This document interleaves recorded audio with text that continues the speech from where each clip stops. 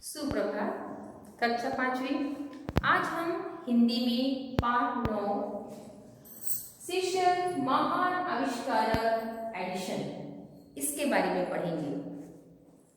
इस पाठ को पढ़ने से पहले कुछ कठिन शब्द और शब्दार्थ को पढ़ लें। कठिन शब्द आरामदायक, दृष्टि, श्रृंखला, वैज्ञानिक, सम्मानित, अमेरिका, उपकरण, संग्रह। अब शब्दार्थ आविष्कार, खोज, जिज्ञासु, जानने की इच्छा, उपकरण, साधन, अर्जित, प्राप्त करना, मुद्रण, छपाई, व्याधि, बीमारियां, जनमत, लोगों का मत। अब आपको हम महान आविष्कार एडिशन के बारे में बताएंगे। तो प्यारे बच्चे, जो बचपना होता है बच्चों का, खेलने कूदने, मस्ती करना, मुस्कुराना, कैसे ये बचपन बीत जाता है किसी को पता नहीं चलता। लेकिन उन्हीं में से कुछ ऐसे बच्चे होते हैं, कुछ ऐसे कारनामे बीच में कर जाते हैं जो लोगों के लिए आरामदायक बन जाते हैं। और आज हम सभी विज्ञान के जीवन में जी रहे हैं। हमें इतनी सुविधाएं प्राप्त हैं, लेकिन हमें इसके बारे में पता ही नहीं कि इन सबको अर्जित करने के लिए लोगों ने कितने वर्ष लगा दिए। कभी कभी क्या होता है कि किसी के जीवन में कुछ ऐसी व्याधियां आ जाती हैं, बीमारियां आ जाती हैं, जिसकी वजह से वो तन मन दोनों से टूट जाता है और उसे जीने की इच्छा खत्म हो जाती है और उसे हर चीज से नफरत होने लगती है। लेकिन कुछ उनमें से ऐसे भी होते हैं, इन सब के बावजूद भी, इन सारी व्याधियों का सामना करने के बाद भी अपने जीने के लिए एक नया रास्ता ढूंढ लेते हैं। उन्हीं में से एक थे एडिशन, जो बहरे थे। एडिशन का जन्म 11 फरवरी 1847 को अमेरिका में हुआ था। बचपन से ही एक कुशाग्र बुद्धि के थे, इन जिज्ञासु स्वभाव के थे। किसी भी चीज को जानने के लिए शुरू से अंत तक जानना चाहते थे और इसी कारण से उन्हें प्रश्न करने की बहुत ज्यादा आदत थी। जब उनकी उम्र 7 वर्ष की हुई तब उनको स्कूल में दाखिला कराया गया। तो उनका स्वभाव था जिज्ञासु, इसलिए अपनी शिक्षिका से हमेशा प्रश्न पूछते रहते थे। एक दिन उन्होंने अपनी शिक्षिका से प्रश्न किया, कहा, मैम, क्या मनुष्य पक्षियों की तरह उड़ सकता है? अभी मैम ने उसका उत्तर दिया नहीं कि एडिशन ने खुद उसका उत्तर दे दिया कि पतंग भी तो बिना पंख के उड़ जाते हैं। मैडम बिल्कुल आश्चर्यचकित हो गई और सोचने लगी। इतने में क्या हुआ, क्लास के सारे बच्चे हंसने लग गए। बच्चों के हंसने से मैम को लगा कि इसने जानबूझकर ऐसा क्वेश्चन किया है क्लास का माहौल खराब करने के लिए। तो मैम को गुस्सा आ गई और मैम ने उस बच्चे को क्लास के बाहर कर दिया। इसके बाद क्या हुआ, उन्हें लाल बुखार हो गया। लाल बुखार होने की वजह से कानों से सुनना बंद हो गया और वो बहरे हो गए। एक तो प्रश्न क्या करते थे, वो विषय से संबंधित नहीं पूछते थे, वो अलग अलग प्रकार के कई क्वेश्चन पूछा करते थे। इसकी वजह से उन्हें स्कूल से भी निकाल दिया गया और वो बहरे भी हो गए। अब क्या हुआ, घर पे ही वो अपनी शिक्षा करने लगे। जेब खर्च उन्हें जो भी मिलता था उससे कुछ पुस्तकें लाते थे और घर पे बैठ के पढ़ते थे।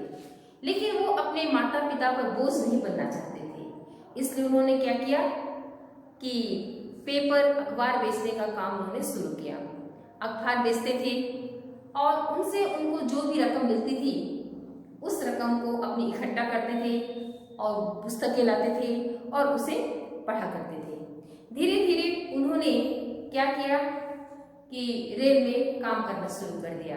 अब रेल में काम करते थे, उन्हें उससे प्राप्त होते थे पैसे, और अखबार बेचते थे, उससे पैसे प्राप्त होते थे। तो जब उनके पास कुछ पैसे इकट्ठे हुए तो उन्होंने क्या किया, एक छोटा सा मशीन खरीद लिया और जो रेल के डिब्बों में जो खाली डिब्बा था, खराब डिब्बा था, जो उपयोग में नहीं आता था, उसमें उन्होंने अपनी मशीन को लगा ली और उसी पर वो पेपर छापते थे। रेलवे का काम भी करते थे, पेपर भी छापते थे और पेपर को बेचते थे। तो अब इनके पास पैसे और ज्यादा हो गए। जब पैसे इनके पास ज्यादा हो गए तब उन्होंने क्या किया, उसी डिब्बे में एक छोटी सी अपनी प्रयोगशाला खोल ली। अपना रेलवे का काम भी करते, पेपर भी छापते, बेचते भी, और जो समय उन्हें मिलता तो कुछ न कुछ उस प्रयोगशाला में जाकर अपना काम करते रहते थे।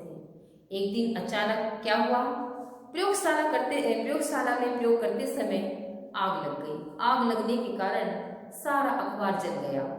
जब पूरा अखबार जल गया तो उससे उनका बहुत ज्यादा नुकसान हुआ। नुकसान होने की वजह से रेलवे से भी उन्हें नौकरी से निकाल दिया गया और जो अखबार छापते थे वो भी सब कुछ उनका खत्म हो गया। लेकिन फिर भी वे टूटे नहीं।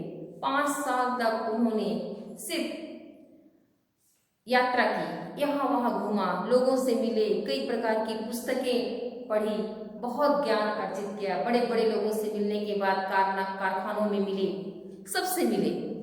इसके पश्चात उन्होंने 1877 में ग्रामोफोन का आविष्कार किया और जब उन्होंने इसका आविष्कार किया तो अमेरिका में व्हाइट हाउस में राष्ट्रपति के सामने इसको उन्होंने शुरू किया। जब लोगों ने देखा तो बिल्कुल आश्चर्यचकित हो गए, सोचने लगे कि जिस व्यक्ति को कान से कुछ सुनाई नहीं देता उसने ये ध्वनि वाला यंत्र कैसे बना लिया। इसके पश्चात 1878 में आज जो हम रोशनी में बैठे होते हैं उस बल्ब का उन्होंने आविष्कार किया। और इसके पश्चात कई ऐसे मुख फिल्में थी, उस पे उन्होंने आवाज दी। तो इन सारी चीजों से प्रभावित होकर जो अमेरिका के राष्ट्रपति थे उन्होंने उनको सम्मानित किया। जब वो सम्मानित हुए तो धन्यवाद देने के लिए जैसे वो खड़े हुए वो खड़े ही नहीं हो सके और वो बैठे ही रह गए। उनकी बहुत ज्यादा तबीयत खराब हो गई, इतनी ज्यादा तबीयत खराब हो गई, डॉक्टर आए, उनका बहुत ज्यादा इलाज किया गया लेकिन वो स्वस्थ नहीं हो सके। सन 18 अक्टूबर 1931 में इनका देहांत हो गया। आज हमारे बीच में वे नहीं हैं, लेकिन आज भी हम उनको याद करते हैं क्योंकि उनके द्वारा किए गए आविष्कार का प्रयोग आज भी हम कर रहे हैं।